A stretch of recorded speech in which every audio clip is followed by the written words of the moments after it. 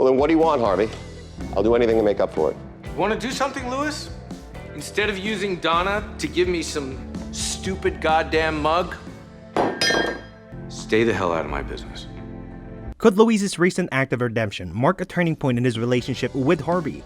Dive into the drama of Suits Season 4 as Louis tries to navigate through a sea of legal and ethical dilemmas. Louis was in a great mood, possibly from his recent success as Shylock, and decided to celebrate by giving out special "You've Been Lit Up" mugs to his colleagues in the office. As he danced through the office, he handed out the mugs, each filled with appreciation and cheers. When he reached Donna to give her a mug that was a bit more special, inside her mug was a necklace, a replica of one worn by Dame Judi Dench in her role as Ophelia back in 1957. A thoughtful gesture acknowledging Donna's help with his stage fright.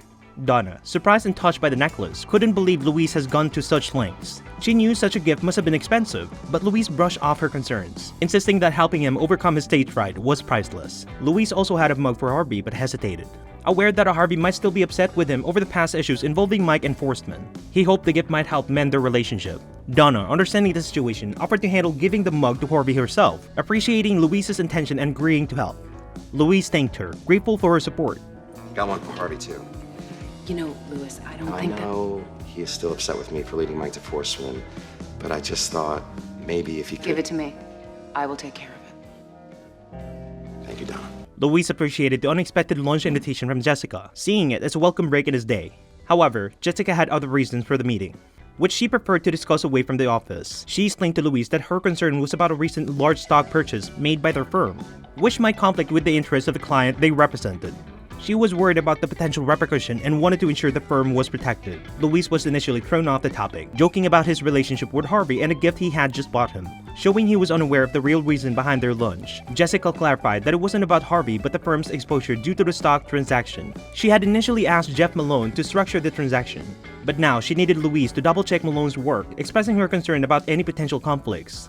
Louis felt a bit deceived as he realized the lunch was about business than pleasure. He confronted Jessica, suspecting that the stock in question was actually from Guild Industries, something he felt was hidden from him under a fabricated story. Jessica admitted she approached Malone first, but now needed Louis to take a look without informing Malone. She trusted Louis's ability to handle the situation discreetly and effectively. Louis agreed to review the transaction. Reassured by Jessica's confidence in him, he committed to doing the job without letting Malone know, understanding the delicacy of the situation and the implication it held for their firm. What? This lunch isn't about him, it's about you. You knew I'd figure this out. Just like I know you'll figure out whether or not we have exposure. Now the question is, can you do it without telling Jeff Malone? I can. In Louis's office, he thoroughly reviewed the work of their colleague Jeff Malone, acknowledged Jeff's excellent work but also spotted a minor error. This error, Louis explained, was significant enough to render the entire sale invalid, which could potentially save the firm from any accusations of improper behavior regarding the stock purchase. Jessica, who would come to Louis's office per discretion due to his privacy away from Jeff Malone, listened as Louis described the situation as a blessing in disguise. He told her that the mistake he found meant that technically, they never completed the purchase of the shares. Thus, there's no need to worry about selling them back because legally the transaction didn't exist. Pleased with Louis's finding, Jessica was cautious about the next steps. She instructed Louis to hold off on any action until he consulted with Harvey. Despite Louis's readiness to resolve the issue immediately, Jessica emphasized the importance of transparency with Harvey, especially since she had initially bought the share without his knowledge. She insisted that any decision about disposing of the shares should also involve Harvey, ensuring that all actions were clear and agreed upon by all relevant parties. We're not vulnerable to allegations of parking because we never bought those shares. We can't sell them back. I'm not talking about selling them back. This mistake makes the entire sale invalid. And we don't have exposure because the sale never happened. Just give me the word and I'll David Blaine this whole thing away. In a conversation, Louis pointed out to Katrina that Jeff Malone had made a significant mistake with a recent deal, causing a mess with the Wexler purchase. Louis explained that because of Jeff's error, he was in a position to make it as if the deal never happened, which was something Jessica was pleased with. However, the twist was that Jeff was unaware of his blunder being discovered. Louis shared that Jessica wanted him to consult with Harvey before proceeding to undo the deal, but Harvey was unreachable. Katrina, concerned about the urgency of the situation, warned Louis that if Jeff discovered his mistake on his own and corrected it, he would take the credit that Louis deserved. Fearing that he would be left out and lose the recognition, Louis decided it was time to take action on his own, resolving to do what needed to be done without further delay. What do you think is going to happen if Malone gets wind of this before you talk to Harvey? Oh shit, he's gonna try to fix it himself. And once again, he'll be taking what's rightfully yours. And I'll be left holding a big bag of Jeff Malone's giant deuce. Where are you going? To do what needs to be done. During a heated exchange in the office, Harvey confronted Louise about a significant error involving the Wexler share sales. Harvey had just come from a meeting with Charles Forsman, where he discovered that the shares he planned to use as a bargaining chip were no longer in their possession because Louise had offloaded them. Louise tried to defend his action by stating that he was attempting to protect the firm from potential exposure. However, Harvey was furious and accused Louise of acting without proper authorization. Louise explained that he had tried to contact Harvey multiple times and left messages, but Harvey dismissed these attempts, emphasizing that Louise should have waited for his direct approval. Louise countered, expressing frustration that despite always trying to follow orders and contribute possibly to the firm, his efforts seemed unappreciated. He pointed out that he made a judgment call in Harvey's absence, believing it was the right thing to do to protect the firm. Harvey's response was sharp, suggesting that Louise's history of poor judgment was the reason he wasn't a named partner at the firm. Feeling cornered and desperate to make amends, Louise asked Harvey what he could do to rectify the situation. Harvey, still angry, bluntly told Louise that instead of trying to appease him with gestures like giving mugs through Donna, he should simply stay out of his business affairs. You were told to wait for my approval, and you didn't listen because you never goddamn do. You know what, Harvey? I always listen. I always play the good soldier, and what do I get for it? Nothing.